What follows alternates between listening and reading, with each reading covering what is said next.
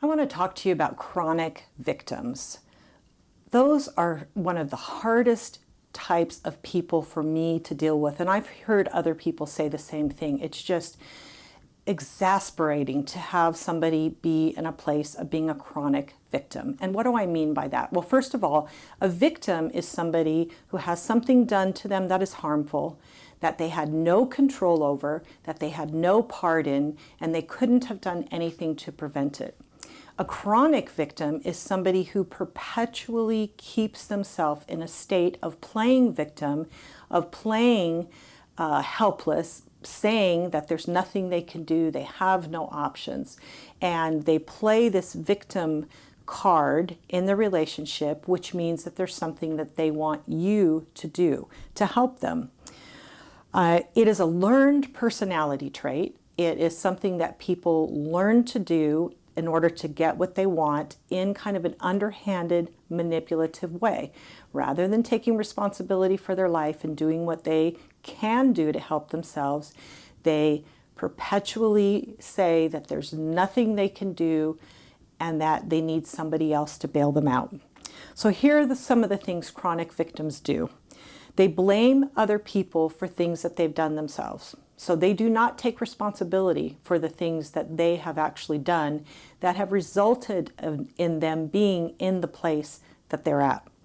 The next one is they see the actions of other people as negative when they're not. So you could even do something positive and nice for a chronic victim, and it can be twisted around to be perceived in a negative light. Very frustrating.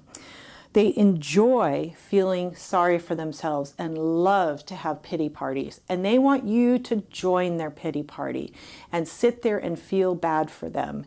And you will see that there is just some type of personal satisfaction that they get out of throwing these personal pity parties.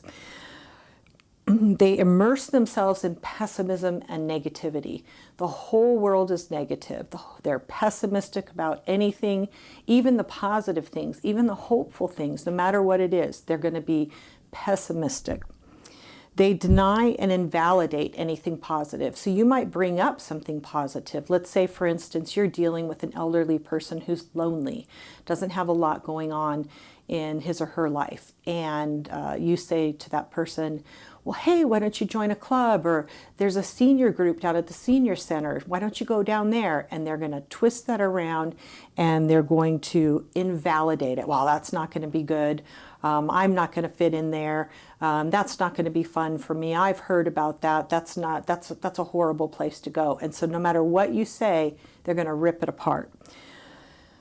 They see things that have happened to them as completely undeserved. That's where the victim role is. They don't look at it and say, you know, I had a choice. I could have done this and I didn't, or I could do that now, but I choose not to. There's absolutely no taking responsibility. They're self-centered. They're not going to think about you and how you are affected by them or what they're asking you. They're just going to think about themselves. They're unwilling to take risks. They're not going to jump out there and say, you know, I'm going to give that new group a try. I'm going to go get that part-time job. I think I will start talking to the neighbors and seeing if there's something that we could put together. The risks are just overwhelming to them. They're not going to take a chance. They have a negative self-image about themselves, see themselves as very helpless. As helpless human beings, there's nothing that they can do. So if you give suggestions like, hey, you could do this or you could do that, it's going to immediately be twisted around to say, no, I can't do that. I'm not capable of doing that. Even if you know that the person will not admit it. They think that they are persecuted and mistreated, that the world has ganged up against them, that even God might be against them, that nobody is on their side. Even you, they will not see as being on their side, as being somebody who is supportive. Everything has gone against them. The whole world is mistreating them and doing bad things to them. They will find people who will support their victim mentality. So that's what they're doing. They're trying to pull people around them that will give them permission to continue thinking this way and being this way. And what they're doing with you when you're involved with them is trying to get you to join the victim mentality that they have and to reinforce it and to agree with it and to not require anything of them. They will refuse to listen to any suggestions that will help. They'll immediately be ripped apart. They'll immediately be shot down as unworkable. They underestimate their abilities and deny that they have any possibilities or hope or potential. It's just not going to be something they jump to. So you can see, looking at these things that chronic victims do, how incredibly frustrating it would be to have someone like this in your life on a regular basis that you have to interact with. So what can you do? One, as you've learned from following my YouTube videos and my website and my posts and things, you can't change other people. There's no way you're going to make this chronic victim become a responsible, energetic, outgoing, take the bull by the horns kind of person. You're not going to be able to force that. That's not your job. Your job is to figure out how you can interact with this person in a respectful way, and how much you want to interact with this person, and how you want to respond. You want to figure out how you can prevent yourself from buying into the person's learned helplessness and having to take care of them and having to do things for them that they should be doing for themselves. So you do this in this way. One, you decide what you're willing to do and not do. And then you don't blame that person. Well, I have to do this for them because they're so helpless, or they're unwilling to do this. She won't do this for herself, so I have to do it. No. You're going to make a decision for you. What am I willing to do? No strings attached.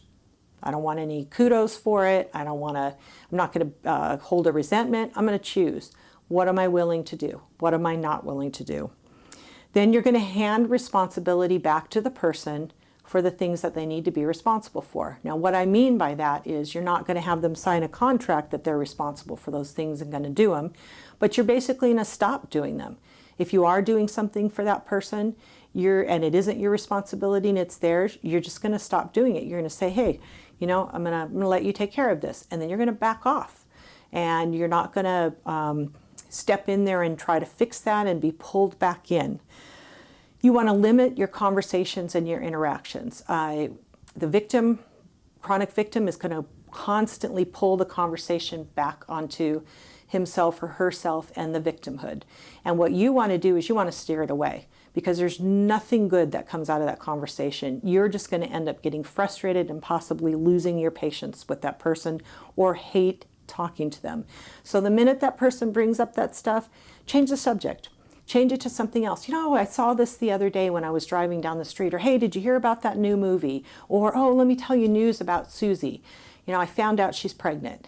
Oh, she's so excited about that. You're literally going to act as if the person's not bringing that up by bringing up something else. And you don't even have to have a negative conversation, or a confrontation where you say, I'm not going to talk to you when you act like you're the victim. You can just steer it away.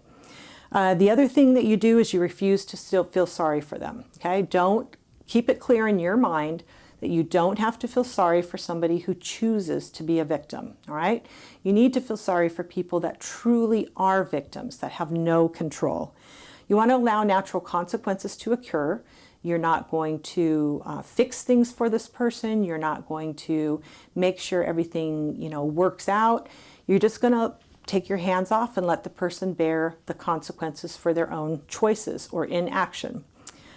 And then if you need to do something or say something about the victimhood or an issue or the fact that the person is manipulating, you want to do it in a loving, clear, direct way, and just let the person know, I don't agree that you have no options. I don't agree that you have no choice. I don't agree with you that you are a victim. You have options.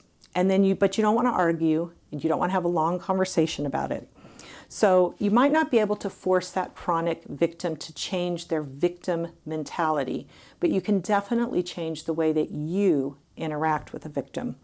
There's two contrasting scriptures that kind of express this. Galatians 6:5, for each one should carry their own load. Each of us has a responsibility for our own lives. And then in contrast, Psalm 10:14 really does describe how God sees a true victim.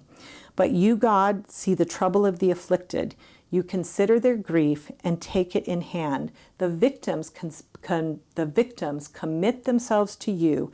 You are the helper of the fatherless. For those people that are true victims, they need our sympathy, our help, and our empathy. But those chronic victims, we need to step back and allow them to figure out how to take responsibility for themselves.